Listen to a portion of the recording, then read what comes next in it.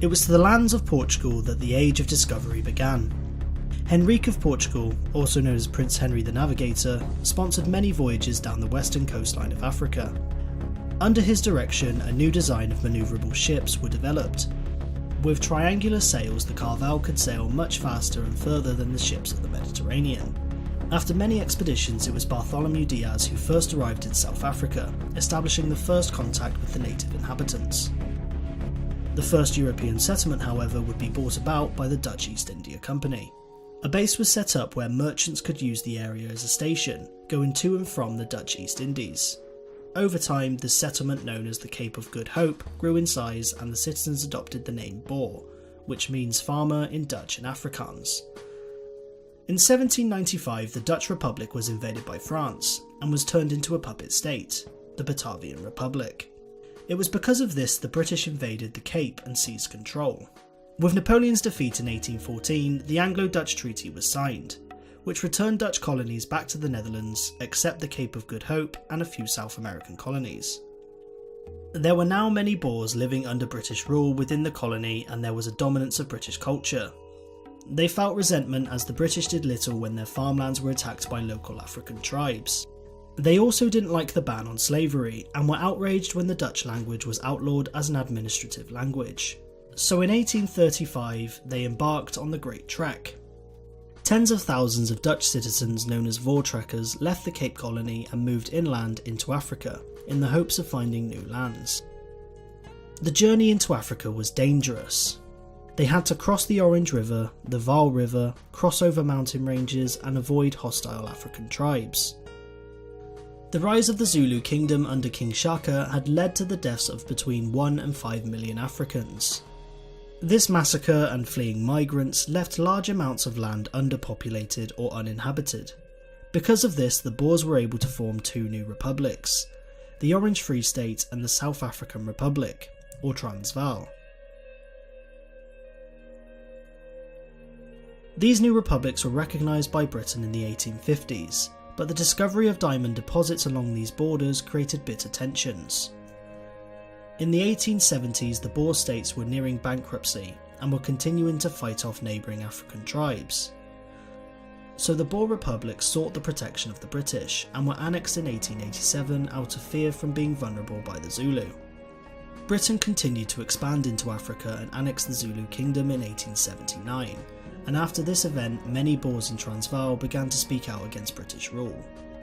10,000 soldiers then gathered under Paul Kruger and declared independence once more. The British sent troops north into Transvaal, but were ambushed and continued to take losses over the following months.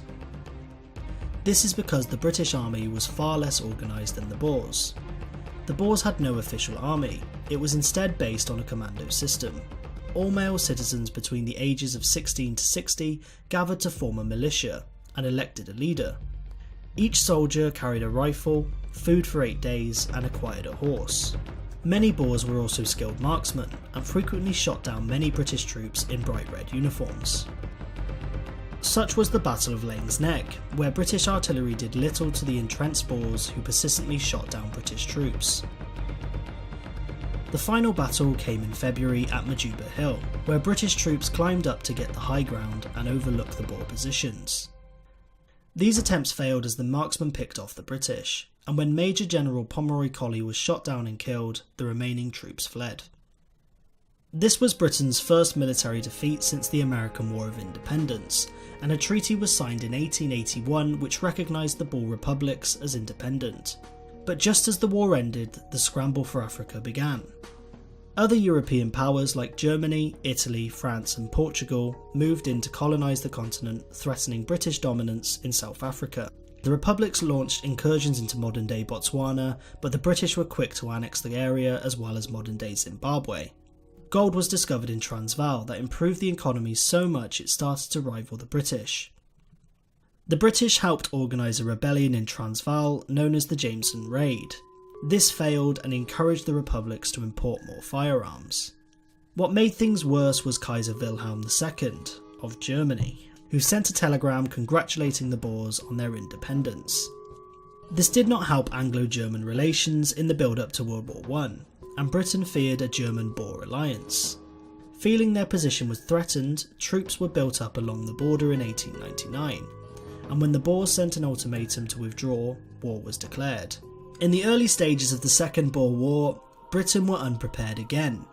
This allowed the Boers to win several victories at Ladysmith, Mafeking and Kimberley. But by 1900, hundreds of thousands of soldiers arrived to relieve these cities, and they continued to push forward, eventually capturing Johannesburg. However, a guerrilla war was launched by De la Rey, and over 250,000 British troops failed to maintain control. Because of this, the British built thousands of outposts throughout South Africa to defend supply lines and burned crops and villages that could have aided the guerrillas. Those who were captured were deported to other colonies within the empire, like St Helena and the Caribbean. The women and children faced a far worse punishment, as many were placed into concentration camps. The conditions in these concentration camps were so poor, as many as 40,000 died from starvation and disease. The raids of the Boers lessened, and there was concern that the neighbouring Swazi tribe would soon join the war. The war came to an end in 1902. Peace was made and the Boer republics were annexed. The wars have left an incredible mark on South Africa, a deep cut in its history, and should not soon be forgotten.